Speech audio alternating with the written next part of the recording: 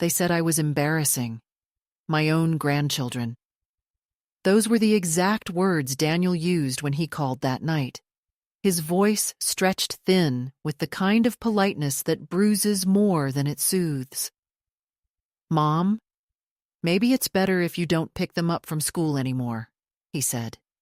And I remember the pause that followed, the silence that swelled like a held breath.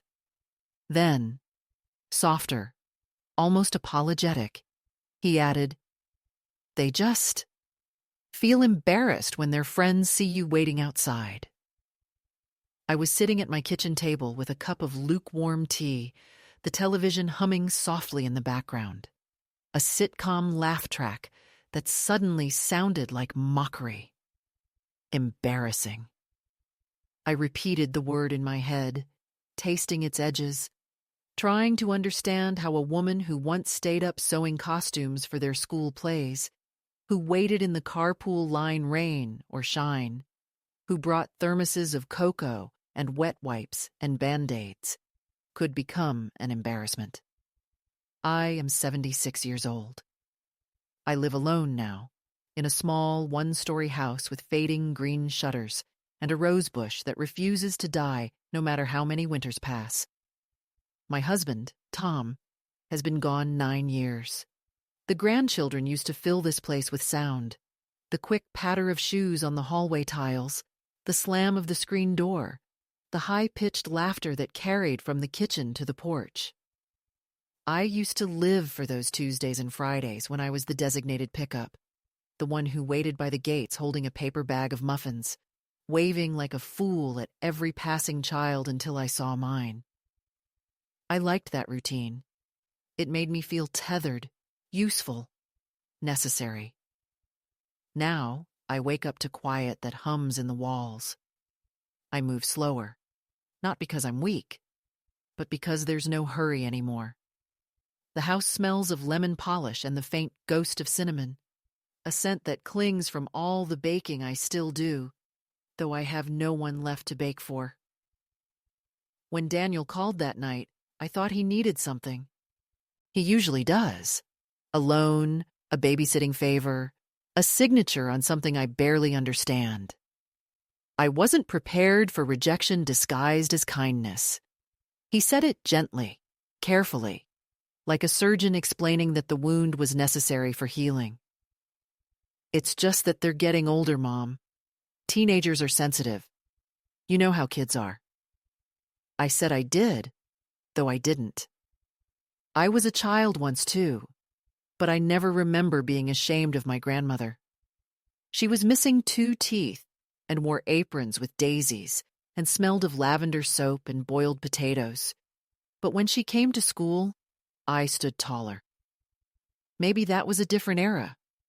Or maybe we just loved more honestly then. That night, I left my tea on the table until it went cold. I sat staring at the refrigerator door covered in photos, birthdays, beach trips, the old Christmas cards with everyone dressed in red. I'd been in those photos once, but not lately. Somewhere along the years, I'd become the one behind the camera, or the one cropped out. It's strange how absence sneaks up on you. It doesn't arrive like a storm. It settles like dust. You don't notice until the light hits, and suddenly everything glitters with the proof of neglect. I took one of the photos down, a picture from 3 years ago at the zoo. I was standing between Ellie and Josh, both wearing matching hats with cartoon monkeys. I remember that day. Ellie had spilled her juice, and I'd cleaned it with my sleeve. Josh had called me his favorite human. I held the picture for a long time, wondering at what moment a favorite becomes an embarrassment. The next day, out of habit, I drove to the school anyway. The car still knew the way. It turned the corners like muscle memory. I parked across from the main gate, watching the children pour out in waves of noise and color. I saw my grandchildren from a distance. Ellie taller now, her hair in a high ponytail. Josh with a backpack that seemed too heavy for his thin shoulders. They didn't see me. Or maybe they did and pretended not to. I didn't wave. I just sat there until the crowd thinned and the crossing guard left. Then I drove home. The whole way back, I felt like I'd been caught trespassing on my own life. When I got home, I saw Daniel's car in the driveway. He was waiting, leaning against the hood like a man rehearsing a difficult conversation. "Mom," he said as soon as I stepped out. "We talked about this."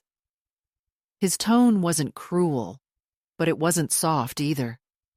I wanted to tell him I wasn't there to cause trouble, that I just wanted to see their faces, but the words stuck.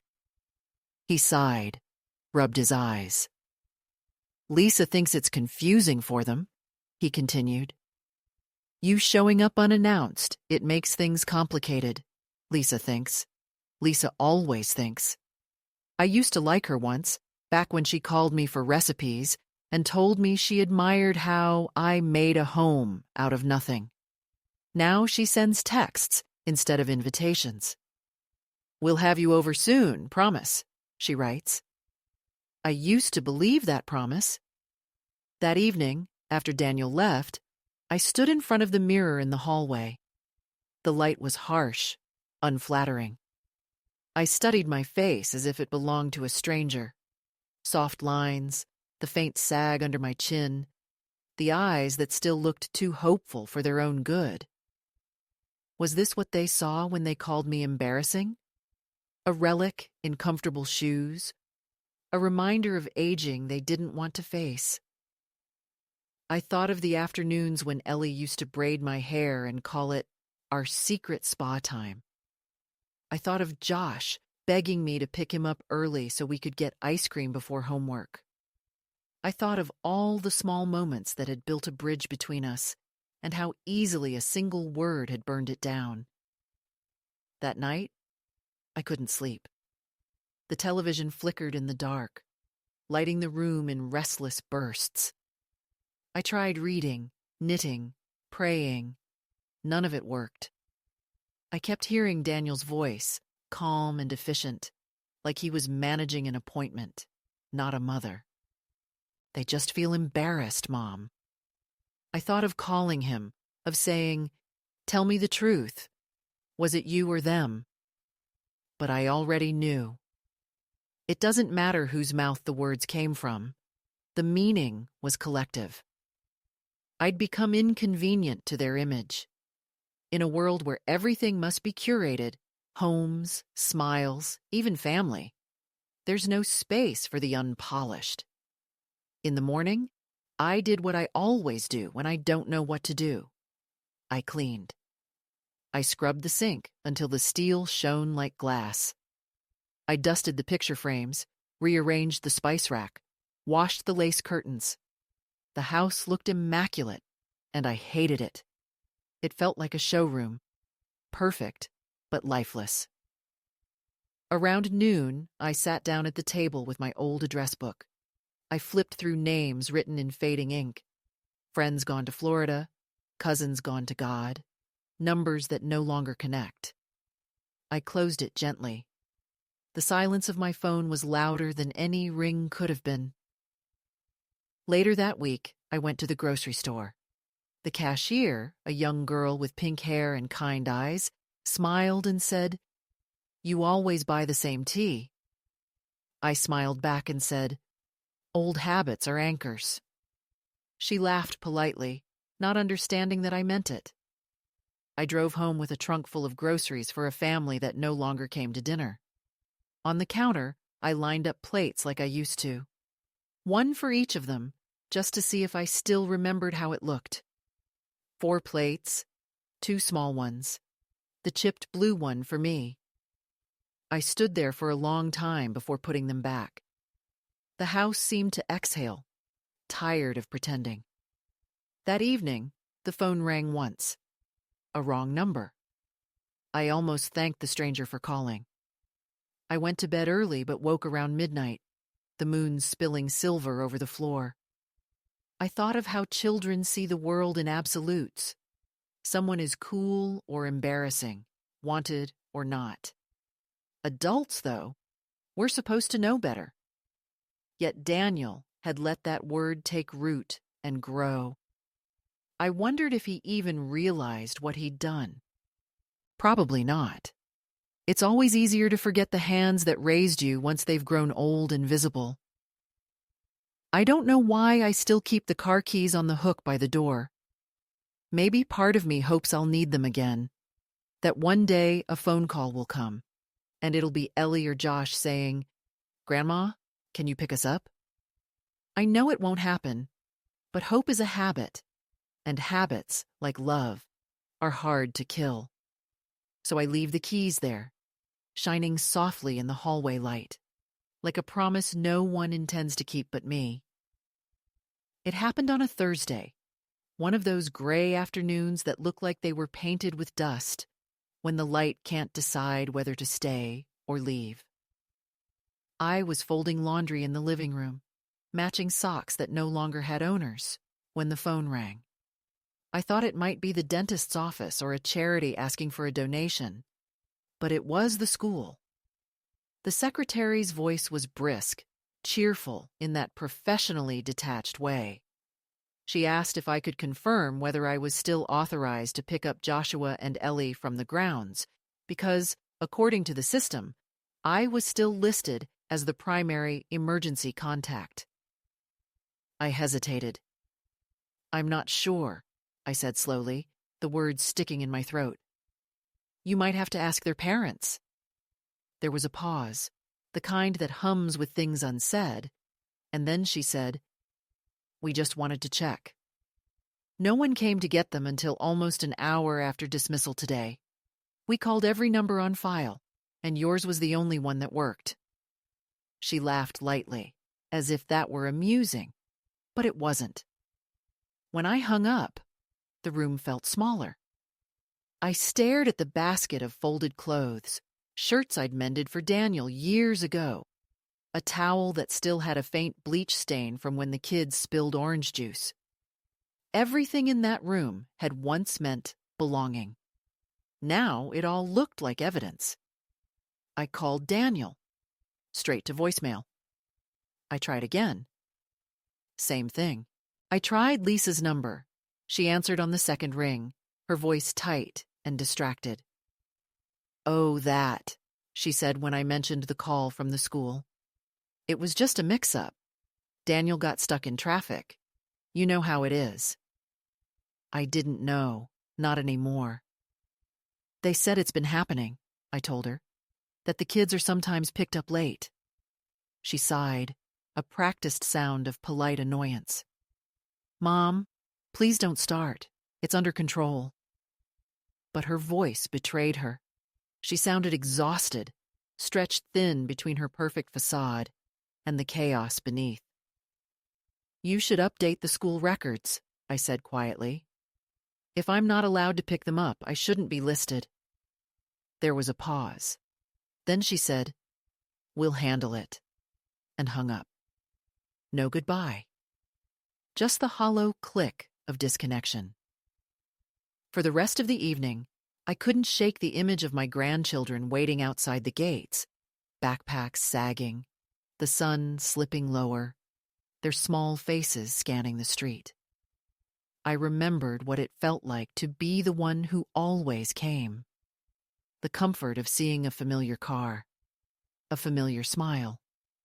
Children notice absence like animals notice a shift in weather. It changes the air before the storm arrives.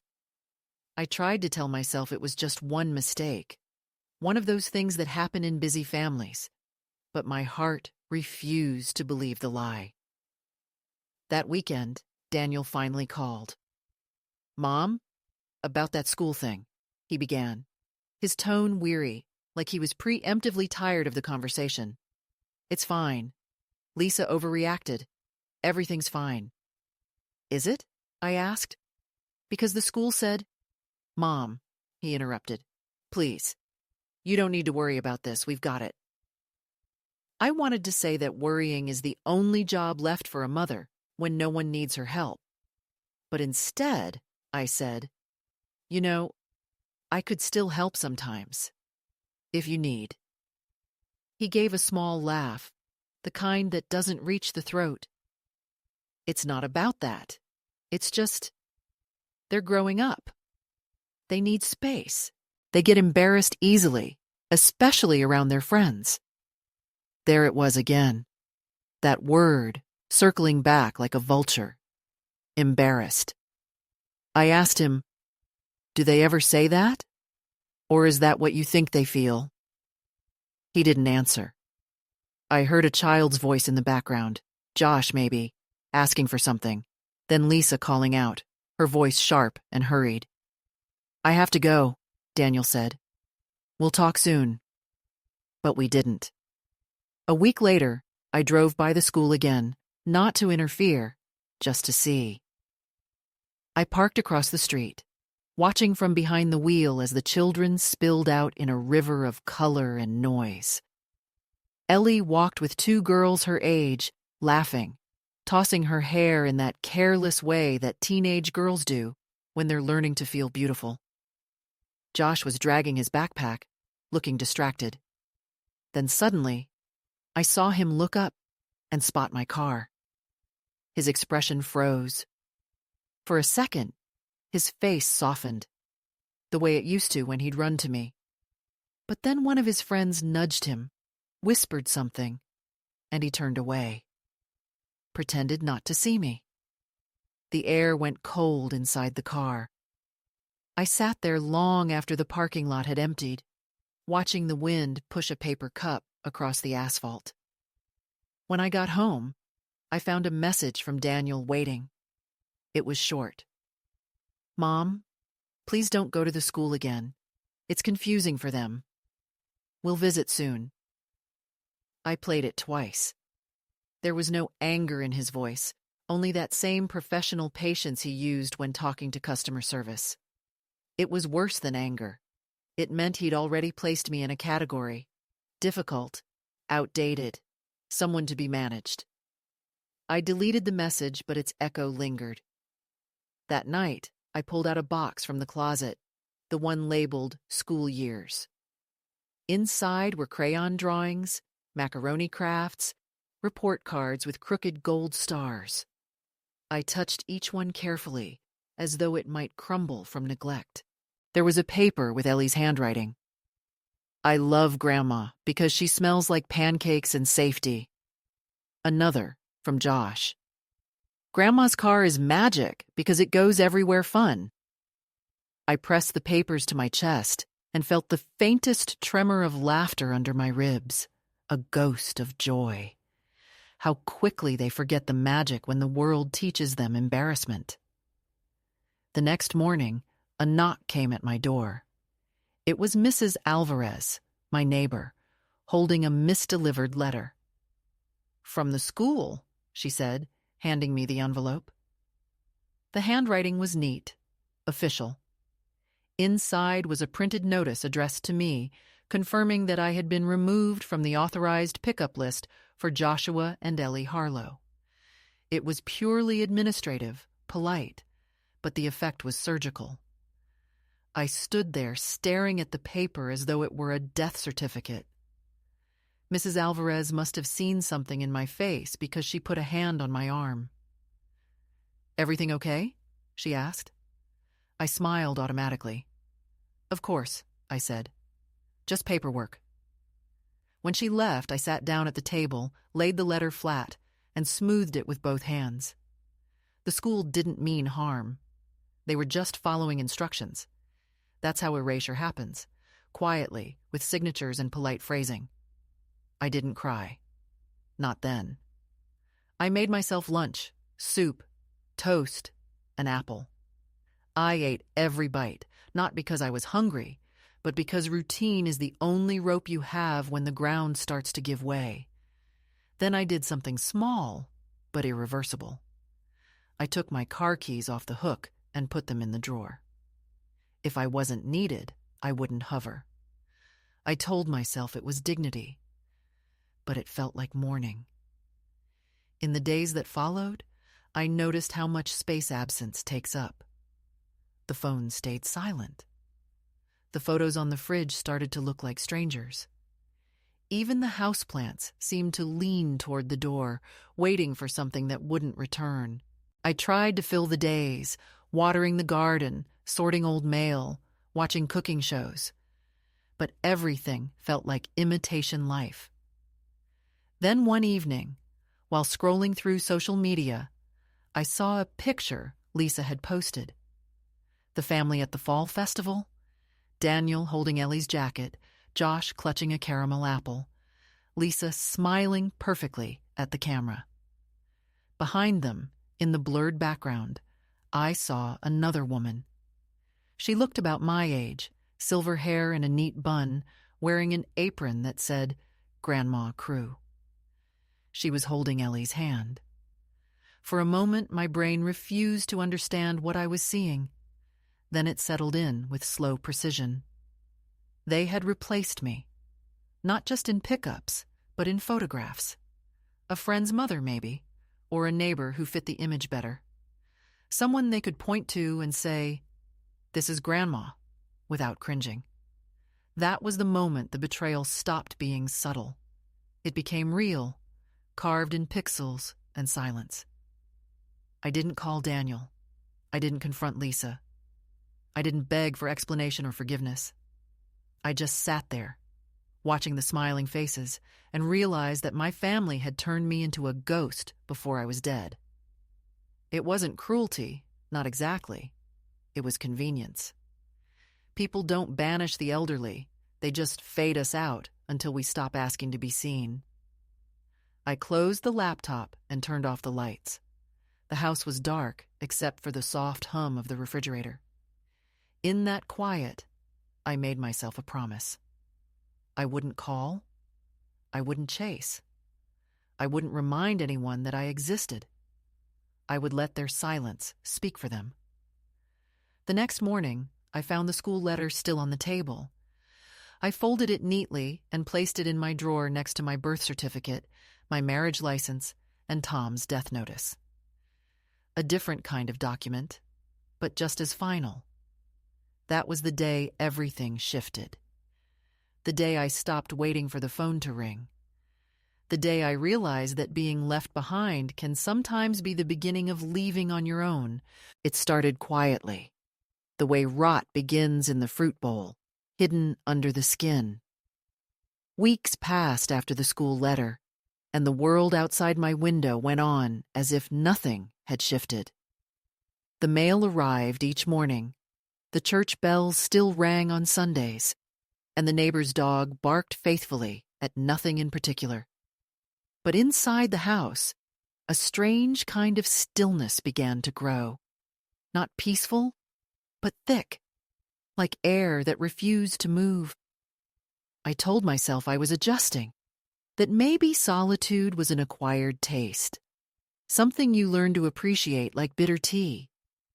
Yet every morning, I caught myself setting 2 cups instead of one for me and one for no one. And every evening, I found myself checking the phone, just to see if it still worked. It always did. What didn't work anymore was the thread that used to connect me to the rest of my family. Daniel's calls became less frequent, then stopped altogether. Lisa sent a group text for Thanksgiving plans, but didn't include me. I found out only because my cousin Gloria forwarded me a photo she saw online. A long table covered with food, my grandchildren smiling with pumpkin pie on their plates, and a caption that read, "Family is everything." I stared at that picture for a long time, the irony settling like lead in my stomach. Family is everything, except when it isn't convenient. I thought about calling, but the thought of hearing Daniel's voice, polite and distant, made me feel smaller than silence. Instead, I printed the photo and pinned it to the corkboard near the kitchen calendar, not as a keepsake, but as proof that I was still alive enough to bear witness. The days slipped into each other after that, one long gray ribbon with no knots to tell where it began or ended. I filled it with chores. I cleaned cupboards that were already clean, reorganized drawers that no one but me would ever open. I spent an entire afternoon sorting old photographs into piles. People gone, people alive, people who probably wouldn't remember me. I labeled the envelopes neatly because order gives the illusion of meaning. At night, when the house creaked with the tired bones of its wood, I turned on the radio just to hear another human voice. They spoke of traffic, weather, stock prices, things that didn't matter, but I listened anyway. I wasn't lonely, I told myself. I was just unaccustomed to quiet. There's a difference, though it blurs over time. Sometimes I would drive aimlessly through the neighborhood, telling myself I was running errands. The world outside was loud and brisk, full of people talking on phones, laughing at jokes I couldn't hear. I passed the school more than once, slowing down just enough to see the playground. Once I saw Ellie on the swings, her hair catching the afternoon light like gold thread. She was with her friends, laughing, unburdened. For a moment, I felt proud, the way I used to when she learned to ride her bike or when she read her first book out loud. Then she looked up, and for a brief, impossible instant, our eyes met. I waved before I could stop myself. She hesitated, just for a heartbeat, then turned back to her friends. I drove away before she could pretend not to have seen me. I told myself I wouldn't do that again, that it wasn't fair to her. But the truth is, it wasn't fair to me either. The following week, I received a letter from the bank, a routine notice about my account. On the back of the envelope was a promotional line, "For all the stages of your family's journey." It made me laugh, a small, dry sound. What stage was this? The stage where you become a forgotten footnote in someone else's story. I almost threw it out, but instead I kept it on the counter. I started noticing how many things in my house used the word family. The photo frame by the TV, the dish towel hanging on the oven handle, even the jar candle on the coffee table. I hadn't realized how aggressively the world marketed belonging, how it assumed everyone had people to gather with. Every advertisement, every product whispered the same message. You are incomplete alone. I wondered if solitude could sue for defamation. Around that time, Mrs. Alvarez invited me to her daughter's baby shower. "Come, it'll be good for you," she said. I went, partly out of politeness, partly out of curiosity about whether I still remembered how to be around people. The room was full of laughter, the kind that doesn't have to hide. Women passed around tiny shoes and pastel blankets. Someone handed me a cupcake, and I smiled on reflex. "Do you have grandchildren?" a woman beside me asked. "Yes," I said. 2. She asked where they lived, what ages they were, what they liked to do. I answered automatically, realizing halfway through that I was describing the children they used to be, not the ones who existed now. When she said, "You must see them all the time," I hesitated, and then I lied. "As often as I can." I smiled again, the kind of smile that holds its breath. On the drive home, the lie followed me like an echo. Winter came early that year. The first snow arrived overnight, covering everything in a layer of silence. I stood at the window that morning, watching the flakes fall, and thought of how Ellie used to call them sky confetti. We'd build snowmen in the front yard, and Josh would insist on naming them after cartoon characters. I still had the old scarf he once wrapped around a snowman's neck, tucked in a drawer somewhere. I pulled it out and held it to my face. It smelled faintly of cold wool and memory. I decided to go for a walk, though the sidewalks were slick and my knees ached. The park was empty, the swings still, the benches dusted with snow. I sat anyway. The cold crept into my bones, but I stayed. It felt good to feel something tangible, even discomfort. That night, I got an email from an old friend, Margaret, who'd moved to Arizona years ago. She attached a photo of her surrounded by her children and grandchildren, all of them smiling in the desert sun. "You should visit," she wrote. "You'd love it here. The kids spoil me rotten." I typed a reply, erased it, then typed again. Finally, I wrote, "Maybe I will someday," and hit send. But I knew I wouldn't. Not because I didn't want to, but because leaving would mean admitting that nothing here was waiting for me anymore. I wasn't ready for that kind of truth. As the holidays approached, I bought gifts anyway. It was instinct. 2 books, a set of paints, a sweater. I wrapped them neatly, wrote their names in careful cursive, and placed them under the small artificial tree I'd had for years. It looked ridiculous, that little pile of presents with no destination, but the ritual mattered. On Christmas Eve, I baked ginger cookies and listened to carols on the radio. When Silent Night came on, I turned it off. The silence afterward felt heavier than the song. At midnight, I poured myself a glass of wine, lifted it toward the empty room, and said, "To what remains?" After New Year's, I decided to stop checking social media. It wasn't bitterness. It was self-preservation. Every photo, every caption, felt like a reminder of the family I used to have. Instead, I began writing letters I never sent. To Daniel, to Lisa, to the children. I wrote about small things. The weather, the garden, a new recipe.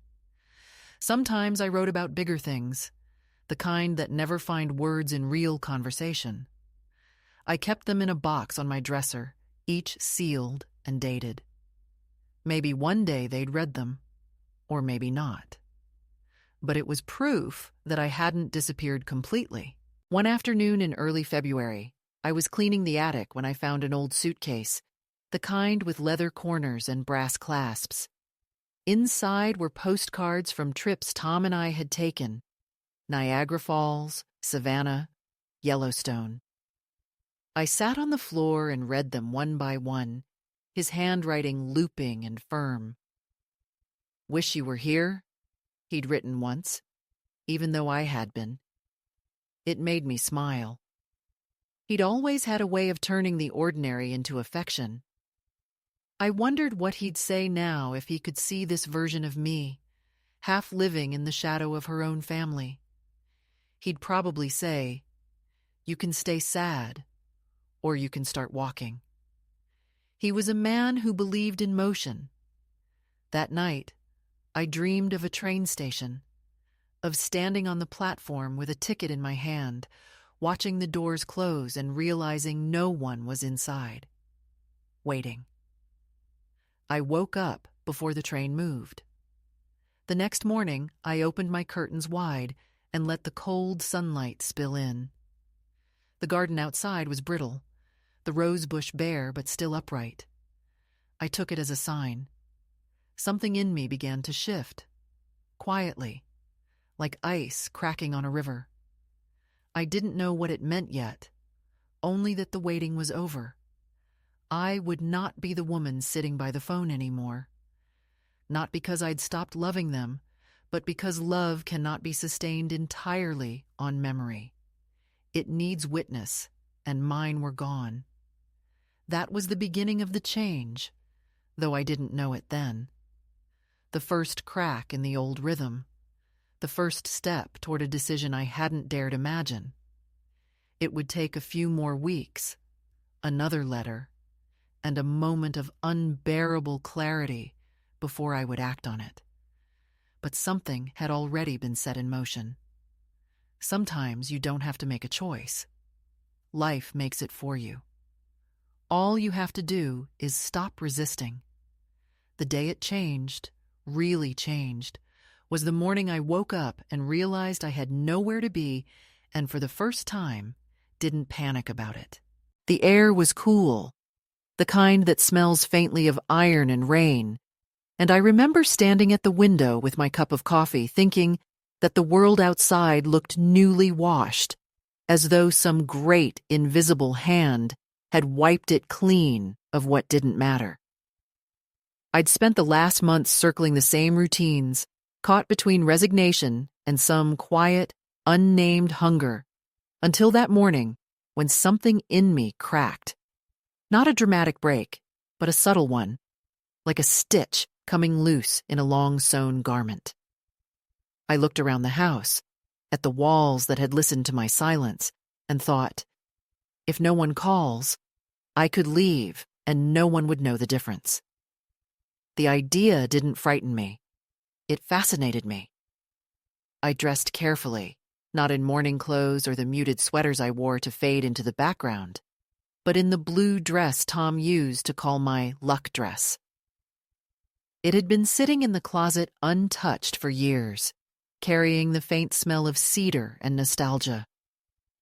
I ironed it slowly, watching the wrinkles dissolve under the heat, and when I put it on, I felt taller. I took a few bills from the drawer, locked the front door, and started walking without deciding where I was going. My knees protested, but I told them to hush. Every step felt like reclaiming something that had been borrowed for too long. I ended up at the bus station, that forgotten place where people still look each other in the eye because they haven't learned to hide behind convenience. The benches were metal and cold. The air smelled of diesel and coffee. A man behind the ticket window asked, "Where to, ma'am?" And I surprised both of us by answering, "I'm not sure yet." He smiled faintly, like he'd heard that before, and slid a pamphlet toward me listing destinations. My eyes caught one name, Seabridge, a coastal town I hadn't seen in over 50 years, where Tom and I had spent our honeymoon. Without thinking, I said, "There, one way." The man nodded, printed the ticket, and handed it over like it was an ordinary transaction. But it wasn't. It was the first deliberate act of my own will in years. On the bus, I sat by the window and watched the city shrink into a patchwork of roofs and motion. For the first hour, I felt guilt. Raw, buzzing guilt for leaving without telling anyone, as though absence still required permission. But then I thought of all the times I had been erased quietly, politely, and I realized that leaving is just the louder version of being forgotten. If they could forget me, I could forget the rules they built around me. The road unwound ahead, gray and endless, and I found a strange calm in its rhythm. I thought about the woman I used to be, the one who filled every space with usefulness. I had lived my life like a supporting character in everyone else's story, but now there was no one left to serve. It felt like standing at the edge of an ocean you're not sure you can swim, but you wade in anyway because the shore has grown too small. Seabridge was smaller than I remembered, or maybe the world had just grown larger around it. The bus dropped me at a modest terminal near the harbor, where the air was thick with salt and the cries of gulls. I walked through streets lined with weathered shops and cafes that smelled of butter and tide. The place felt lived in, unpretentious, like time moved more slowly here. I found a small inn near the water, a 2-story building with peeling paint and flower boxes that leaned under their own weight. The woman at the front desk didn't ask questions beyond, "How many nights?" and "Do you need breakfast?" I told her 2 nights, but I didn't mean it. I just didn't know how long courage lasts. The room was small but clean, with a window that looked out onto the ocean. The sound of waves filled the silence, steady and patient, the way I used to imagine God's breathing might sound.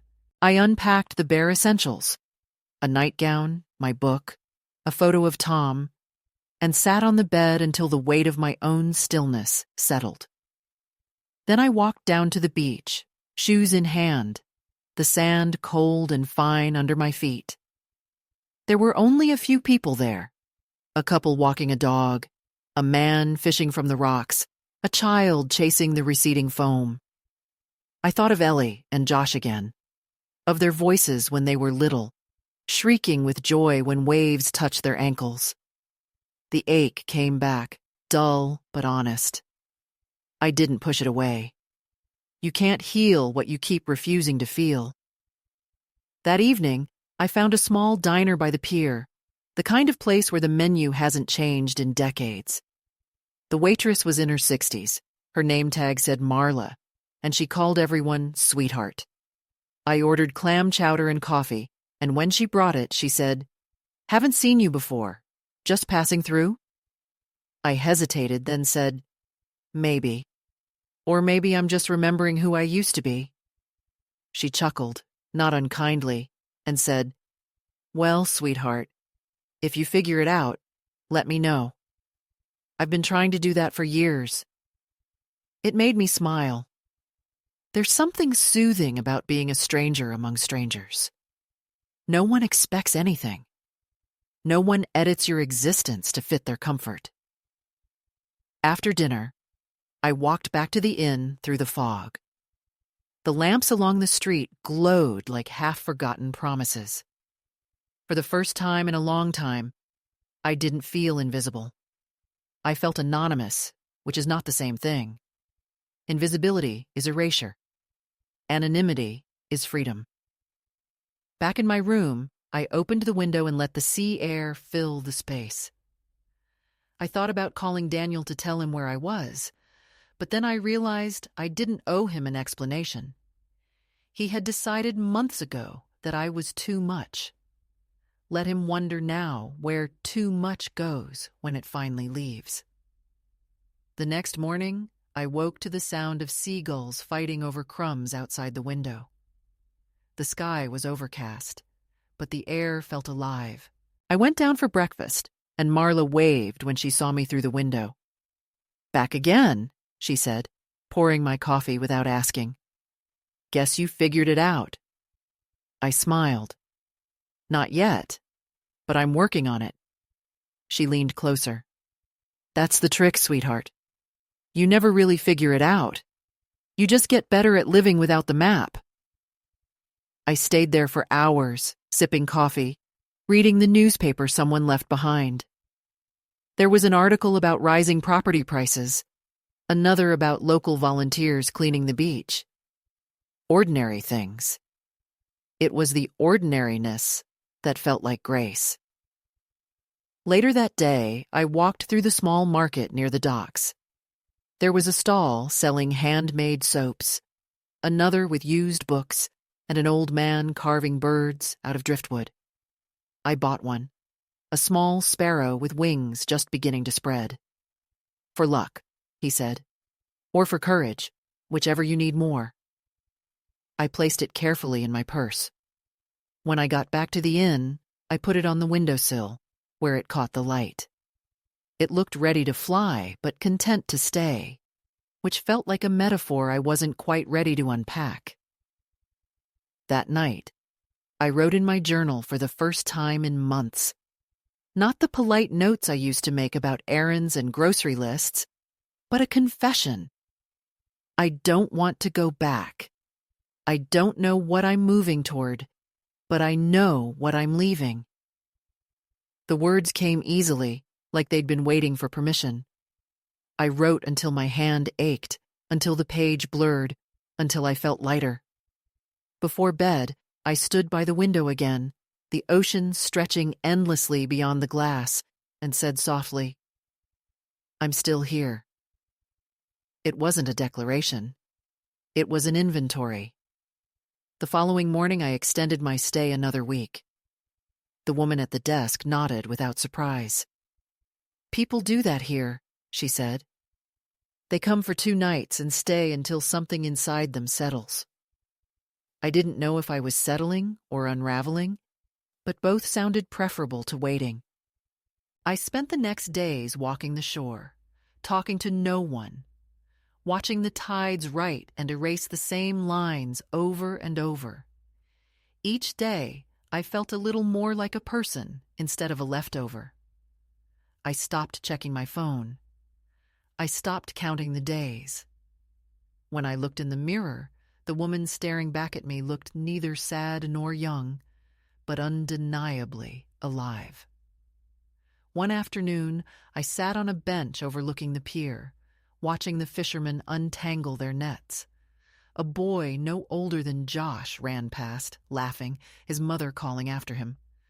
For a fleeting second, the sound pierced me, sharp and sweet, then softened into something else, a realization that love doesn't vanish, it just changes direction. I whispered, "Be happy," though I wasn't sure if I meant the boy or myself. The wind carried the words away, and I let it. By the end of that week, I understood something I hadn't known how to name before. I didn't come here to disappear. I came here to remember that I existed beyond the roles I'd played. I wasn't just a mother or a grandmother or a guest politely waiting to be needed. I was a woman who could still decide, still move, still wake up to the sound of her own heartbeat and call it enough. When I finally packed to leave, the suitcase felt lighter than when I arrived. I looked once more at the small wooden sparrow on the sill, touched its wings, and whispered, "Not yet," before closing the door. I didn't know where I would go next, but I knew I wouldn't be going back. Before I left Seabridge, on what I thought would be my last morning there, the fog rolled in thick and heavy, wrapping the town in a damp, white silence. The sea was only a suggestion beyond the mist, a faint roar behind a curtain. I stood by the window and thought that this was how the past works. It doesn't vanish. It recedes until you can barely see it, and yet it's still there, waiting for the wind to shift. I packed slowly, folding my clothes with a deliberate calm, touching each thing before placing it in the suitcase, as though saying goodbye to a version of myself that had been temporarily free. When I checked out, the woman at the desk wished me a safe trip, and I smiled, but didn't tell her that I wasn't sure where safe was anymore. I walked to the bus station, ticket in hand, but as I stood in line, I felt a small unease bloom in my chest, a quiet disquiet, like a whisper I couldn't quite catch. I told myself it was only reluctance to return to the silence that waited for me, the house that had grown too still. But when I stepped off the bus hours later, the feeling hadn't faded. It had deepened, thickened, as if the air itself knew something I didn't. The mailbox was full when I got home. Bills, circulars, a charity letter, and one official-looking envelope from the Department of Family Services. At first, I thought it was another bureaucratic mistake, perhaps some misfiled senior benefit notice or tax reminder. But when I opened it, my hands began to tremble before I even reached the second paragraph. It was a notification that a Child Protective Services worker would be visiting my residence regarding a welfare inquiry related to my grandchildren, Joshua and Eleanor Harlow.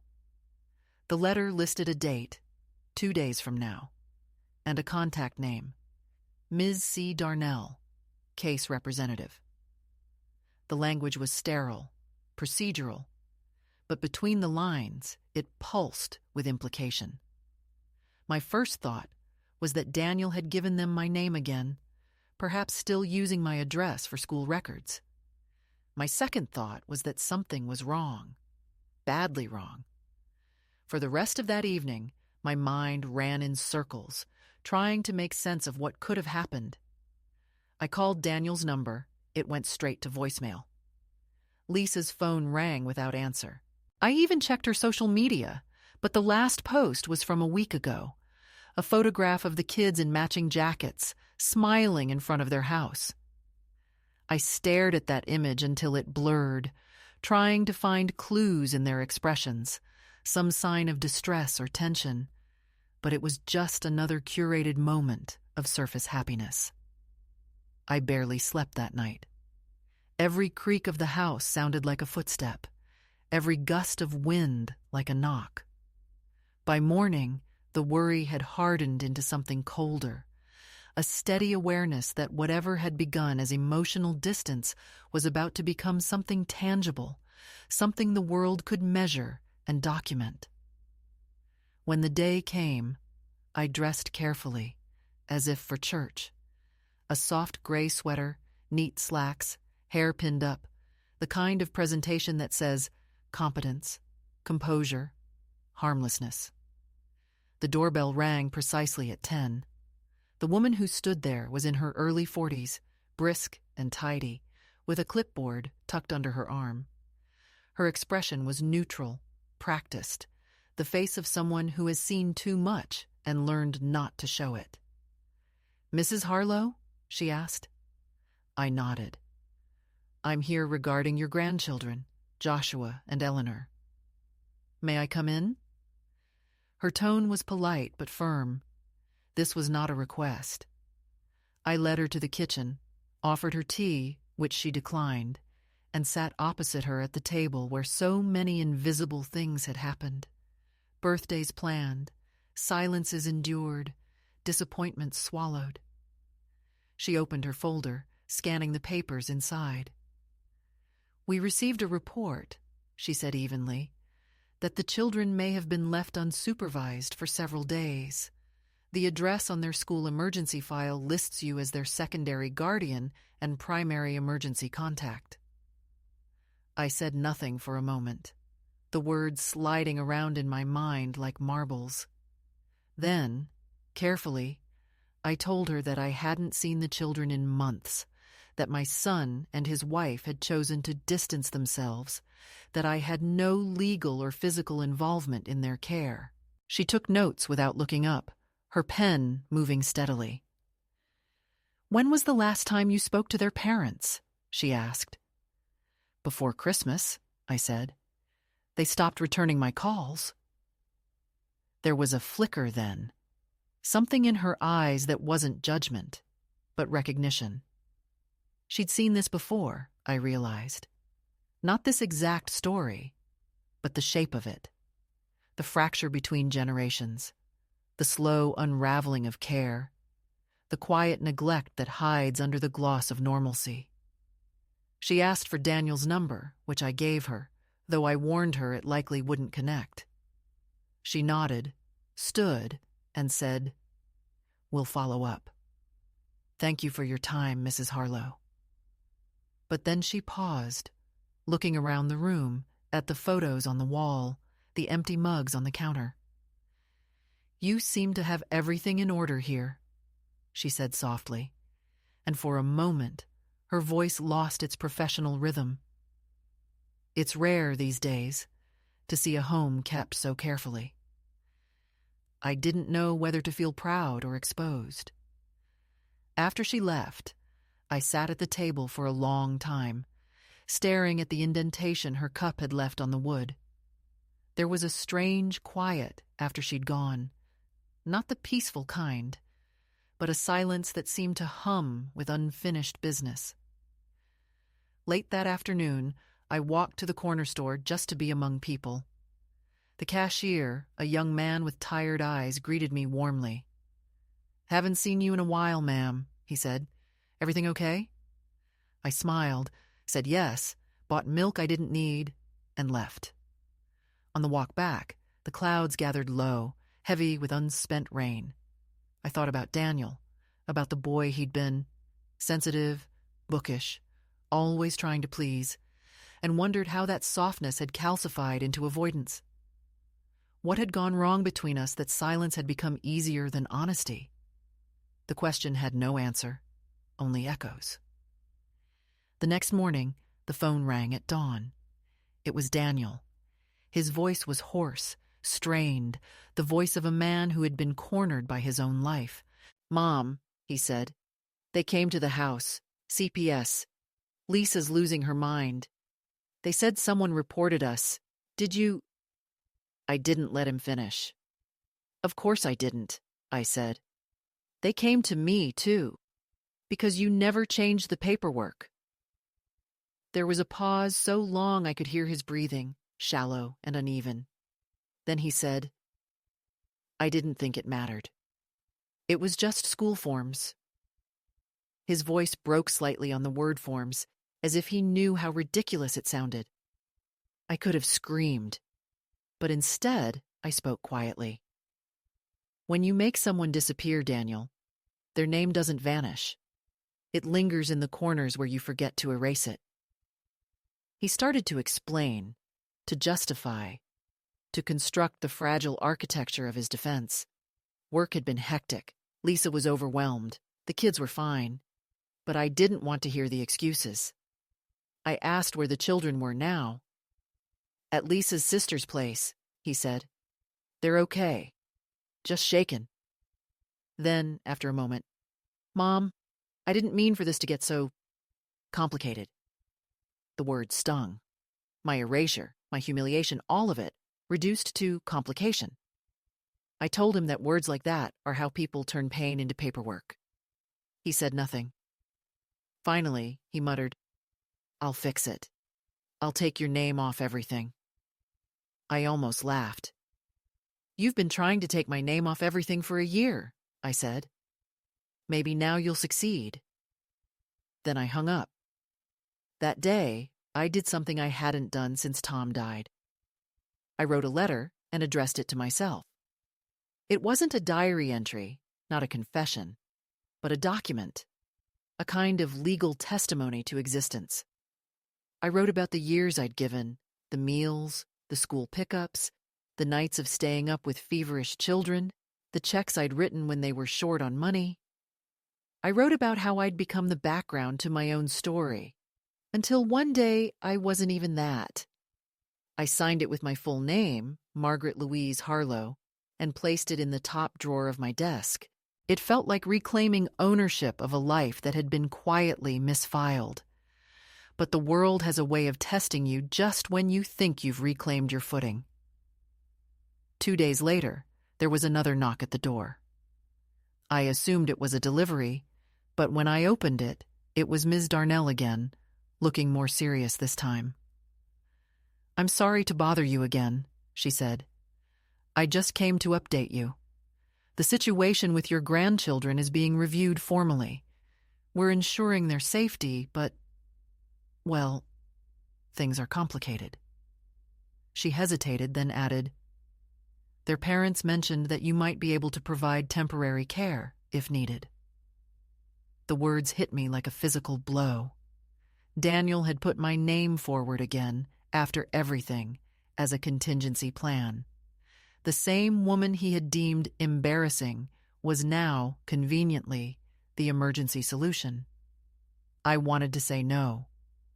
Every cell in my body wanted to shout that I was done being the safety net for people who treated me like a shadow. But instead, I asked quietly, Are the children in danger? She didn't answer directly, just said, They need stability right now. And there it was, the word that undid me. Stability. The one thing I'd always offered without question. The one thing that had never been enough. I told her I'd think about it. She gave me her card and left. When the door closed, I stood there, gripping the edge of the table to steady myself. That night, I took out the small wooden sparrow from Seabridge and placed it beside the letter I'd written. I looked at both, one a symbol of movement, the other of permanence, and realized I was standing at the intersection of the two. The truth was, I didn't want them back in my house, not out of cruelty, but because I no longer trusted myself to absorb their absences. I loved them too much to be invisible again. Yet some stubborn part of me still pictured Josh sitting at the table doing his homework, Ellie humming while she drew. Love doesn't die. It lingers, hauntingly loyal. For days, I wrestled with the choice. I walked the neighborhood, passing houses with lights glowing behind curtains, each one holding some version of family, messy, imperfect, but intact. Mine was fractured beyond repair, and yet I couldn't stop longing for its shape. Finally, one morning, I called Ms. Darnell.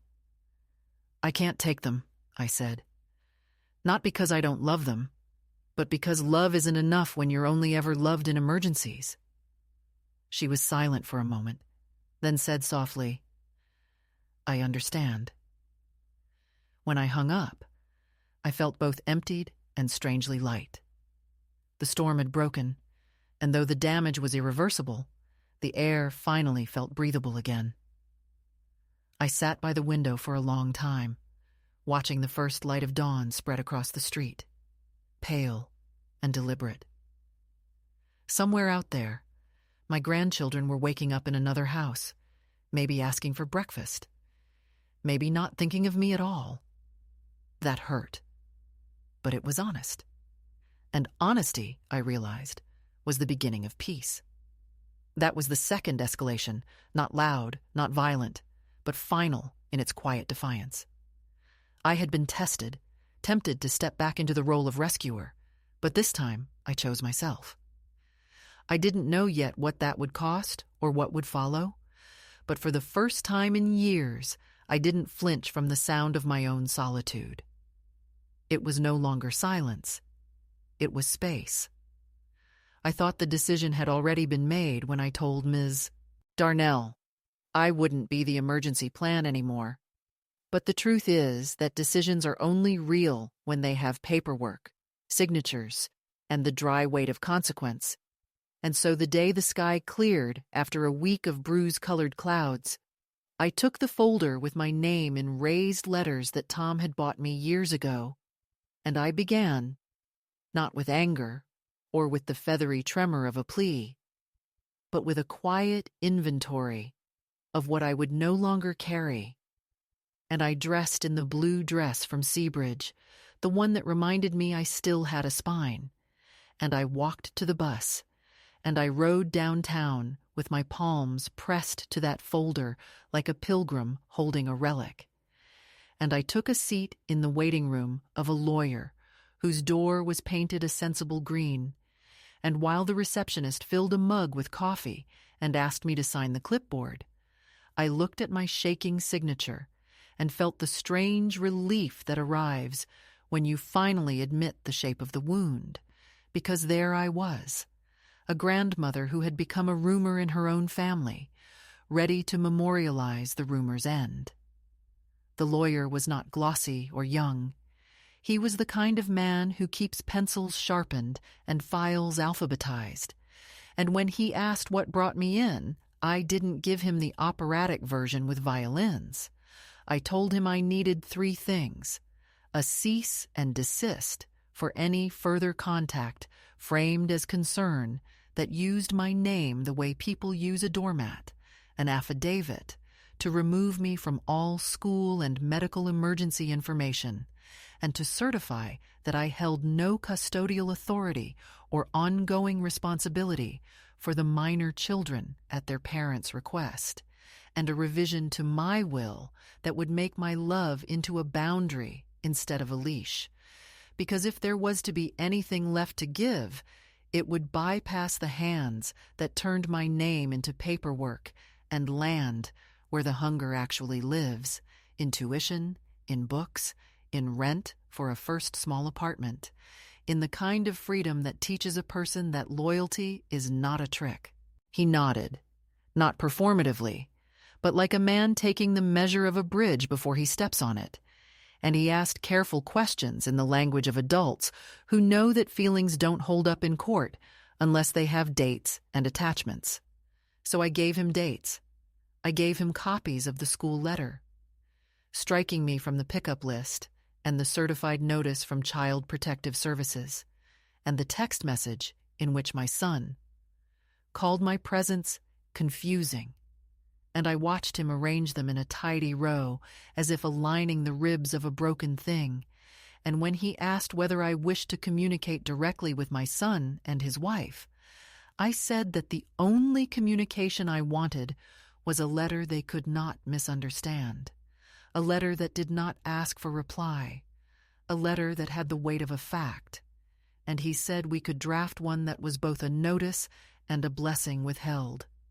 And I smiled at the strangeness of those two companions sharing a sentence. He dictated, and I listened to my life translated into clauses that did not tremble, and the pages grew, and the office smelled faintly of dust and toner, and when it was time to sign, I signed slowly, my full name first, and middle, and last, because nicknames are for people who have earned you. And then I went to the notary down the hall, where a woman with a quiet mouth stamped her seal with a soft thump that sounded to me like the clean shut of a door. And I carried those stamped pages back to the lawyer, who explained the next steps with a steadiness that felt like mercy. Certified mail to my son and his wife, and to the school, and to the pediatrician, and to the district. Hand delivery to the CPS office with a receipt that acknowledged my lack of custody and my refusal to be named as a solution when I had already been dismissed as a person. A change of beneficiaries that routed what remained of my savings not to the household that had treated me as a placeholder, but to an educational trust that would vest when each child turned 18, contingent on nothing more than their existence, because I would not teach them that love is a bargain conducted over someone else's humiliation. And when he asked whether I wished to grant anyone power of attorney, I thought of the way silence had been used like a glove over my mouth, and I said no. I would appoint a professional fiduciary, a woman with no stake in family theater, who would answer to the arithmetic and not to anyone's performance of worry.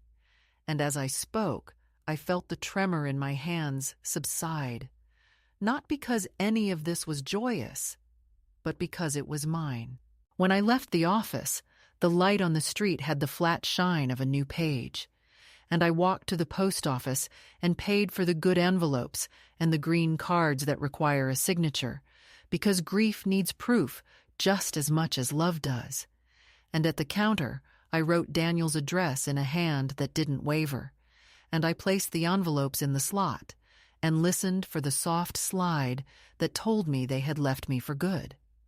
And then I walked 2 more blocks to the school, where the secretary looked up with the caution of a woman who has seen too many furious mothers, and I smiled and said I wasn't furious. I was final. And I handed her a copy of the affidavit and my identification, and asked her to annotate the file to reflect the facts.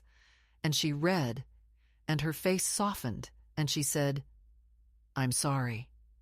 And I told her there was nothing to be sorry for, because sorrow, when rightly used, becomes a lever. And while she scanned the pages, I stood in that fluorescent light and remembered the first day I ever waited by the gate with a paper bag of muffins, and how the world had been small enough to fit in the curve of a child's hand. And I let that memory be beautiful without letting it drag me backward, and then I walked out into the crisp air, and thought that if closure had a taste, it would be like biting a lemon, shocking and clean. At home, I cleared the kitchen table, not with the frantic energy of a woman trying to outrun her mind, but with the method of someone preparing a stage for a single true act. And I took out 2 sheets of thick paper and my fountain pen, and I wrote the letters I'd been unwilling to write because I feared that putting love in ink would tempt someone to smudge it. And the first letter was to my grandchildren, and it did not accuse, and it did not beg, and it did not teach them that forgiveness is the same as permission. It told them that I was here, alive and unhidden, that my door would open to them when they came alone, not as emissaries or as leverage, that they could knock at 15 or 25 or 60, and the kettle would go on the stove and the good cups would come down, that I had taken my name back from forms that had held it like a pin through a butterfly, that I had routed what I could into a quiet account that would arrive to meet them when no one was watching, not as a reward, but as a reminder that their worth did not depend on how efficiently they participated in someone else's story. And I signed it with my full name, and then, under it, the name they once called me when their mouths were still learning how to shape sound, and the second letter was to myself. But this time, it was not a testimony or a list.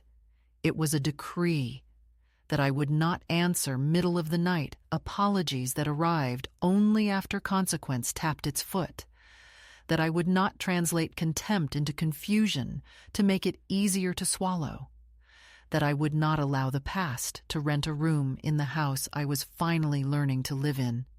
And when I finished, I sealed both envelopes, one addressed and stamped. The other slipped into the drawer beside the wooden sparrow, and I felt the interior click of a latch catching. The phone began its predictable choreography in the days that followed. First the messages dressed in urgency, then the ones dressed in reason, and finally the one dressed in sentimentality. And I didn't answer any of them because none of them were addressed to the actual me. They were addressed to a role. So I let the voicemail gather its little museum of performances until the certified letters landed and the tone shifted from improv to litigation. And when Daniel finally came to the door unannounced with a posture that combined offense and need, I did the thing I had feared I could never do. I kept the chain on. I asked him what he wanted in words that did not tremble. And when he said he wanted to talk, I told him I had already said everything there was to say in writing and that I did not negotiate at thresholds anymore because women like me spend a lifetime in doorways while others pass through. And I told him, gently and without ceremony, that I wasn't angry. I was accurate. That accuracy is what love becomes when it grows up. And I slid a copy of the affidavit through the gap so he could see what the end of a habit looks like. And he flinched a little as if paper could sting. And he said I was being dramatic. And I said that drama is when you need an audience, and that what I had done was private and binding. And he stood there with the face of the boy he used to be flickering under the man he has learned to perform. And for a moment, I felt the old reflex rise, the desire to smooth it, to say something that would make his discomfort leave the room. But then I remembered all the rooms I had left to accommodate other people's comfort, and I told him to take care of his children, that it was the only sentence that mattered now, that I would not be a rumor or a backup plan or a screenshot of a voicemail. When he was gone, I made tea and sat at the table and listened to the tick of the cooling kettle and the small domestic sounds that do not require applause. And a wind came up outside, and the old rose bush tapped the window, and I felt the shape of my life close around me like a garment that finally fit. And for the first time, the quiet did not feel like a verdict. It felt like a room I had chosen. And I took the phone, and I deleted the voicemails one by one, not in rage, but in order. And then I did the small, enormous thing. I blocked the numbers that dialed only when consequence knocked for them, and I set a new tone for unknown callers that I would learn to ignore. And I placed the phone in the drawer beside the sparrow and my decree, and closed it with the same decisive care with which a surgeon closes a final stitch. In the afternoon, I walked to the library with the folder that now held copies instead of originals, and I asked the librarian about the scholarship fund they maintain for seniors, returning to school, and for youth who age out of their safety nets, and I listened to her describe how a modest sum could become a semester, how a semester could become a credential, how a credential could become a door that opens from the inside. And I thought about my own small legacy and the way legacies are not supposed to feel like apologies. And I filled out a form with my neat hand, and I wrote a note to attach to it. Not a dedication, but a hope that the people who found themselves standing in doorways too long would eventually cross a threshold of their own choosing. And when I stepped back onto the street, the late sun had gone copper, and the shadows were long and kind. And I understood that climax is a strange word. For the moment, a woman quietly refuses to be used, but there I was, heart steady and unremarkable, having executed an action that could not be undone, a lettered, signed, stamped reclaiming, and the world did not applaud, the sky did not split, the phone did not ring with salvation, and still, it was enough. It was indispensable. It was mine. It has been 3 months since I closed the drawer on the phone and its ghosts, and the world, so far, has not ended. The mornings come quietly, as they always did, but the silence no longer carries teeth. I wake before the sun, not out of habit, but because dawn has become a companion, the hour when I can hear my own breathing and believe it belongs to a living woman rather than a leftover. I make coffee in the small enamel pot Tom bought decades ago, and the smell fills the kitchen, rising through the narrow rooms like a hymn without words. The light finds the walls gently now.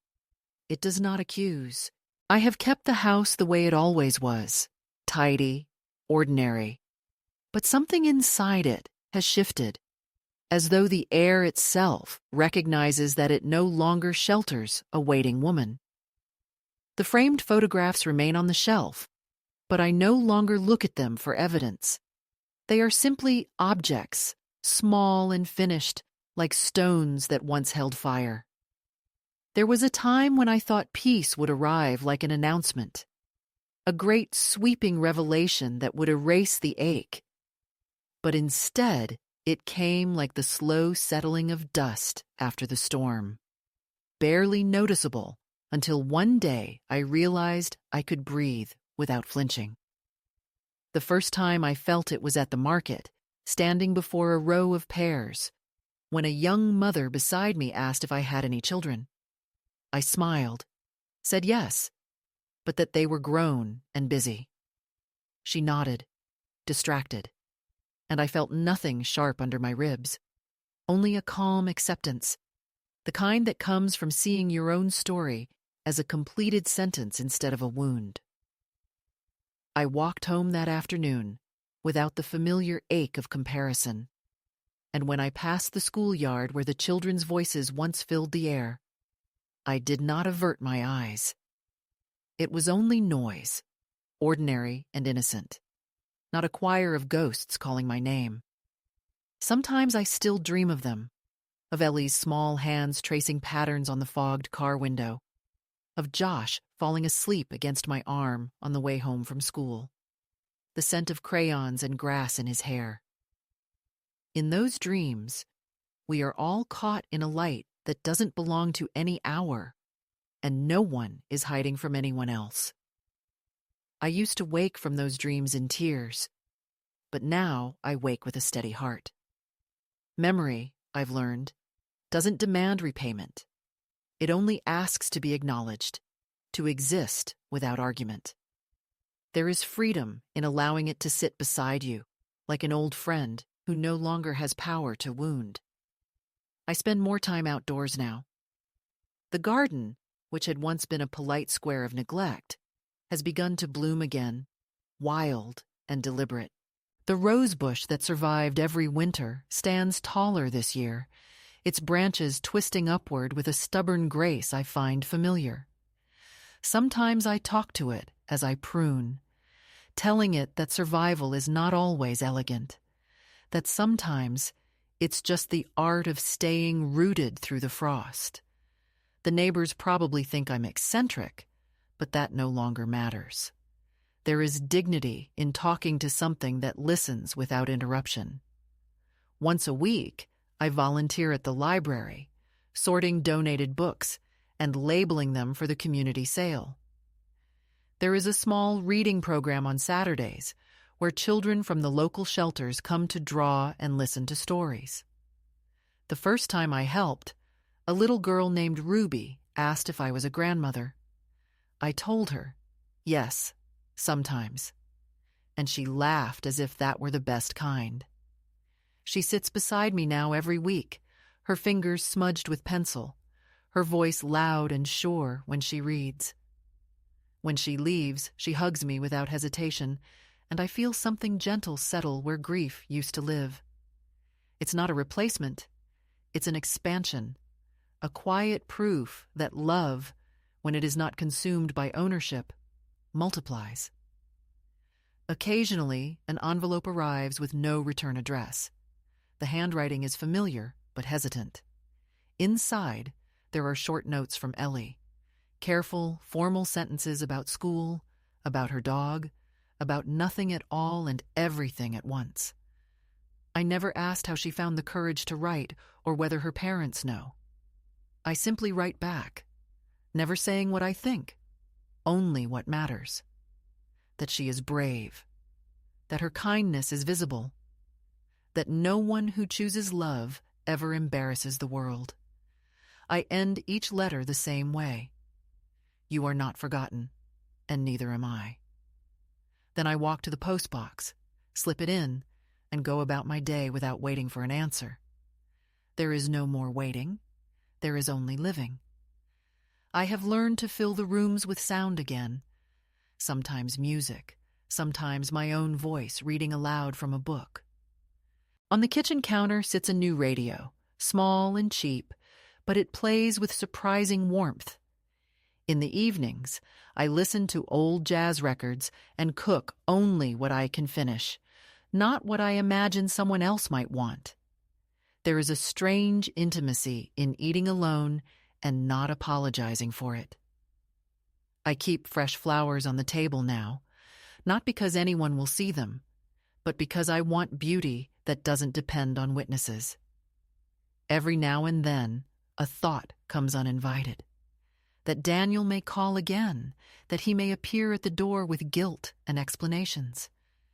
But when I imagine it, I feel no dread, only the calm certainty that I would meet him with kindness, but without surrender. Forgiveness is no longer a door that swings both ways. It's a window that lets in light, but keeps out the weather. If he never calls, the world will still turn, and I will still make my coffee in the mornings, and that will be enough. On the desk near the window, beside the wooden sparrow, lies the letter to myself, the one I wrote after everything. The ink has faded a little, but the words remain sharp. You are not waiting. You are becoming. I read it sometimes when the days feel too quiet, not as a reminder, but as a confirmation. Becoming, it turns out, isn't something loud or triumphant. It's the steady rhythm of small choices made without permission. Tonight, the sky outside is the color of soft ash. The streetlights hum, and the rosebush rustles in the breeze. I sit by the window with my cup of tea, and for the first time in many years, I do not wonder who might think of me. I think of myself, and it is not selfish. It is sacred. I have been the caretaker, the afterthought, the emergency contact, the embarrassment. Now I am simply a woman who lived, who learned that dignity is not given. It's reclaimed, word by word, boundary by boundary. If another woman like me were to knock at my door tonight, tired, unheard, shrinking from her own shadow, I would pour her tea and tell her what I finally know to be true. That the world will try to make her small, that even love will sometimes disguise itself as silence, but that nothing and no one can erase her without her consent. I would tell her that she is not an embarrassment for surviving, for caring too much, for staying too long, for leaving too late. I would tell her that the day she decides she deserves peace, the universe will rearrange itself quietly around that truth. And when she leaves, I would watch her go, not with pity, but with recognition. Because once, not long ago, I was her. The night deepens, the house breathes softly, and I close the window. Tomorrow the garden will need trimming again. The books will need sorting. The kettle will whistle as it always does. Life, ordinary and unremarkable, has become the most extraordinary mercy. I blow out the candle, whisper a thank you to no one in particular, and let the darkness come without fear. There is nothing left to wait for, only everything left to live.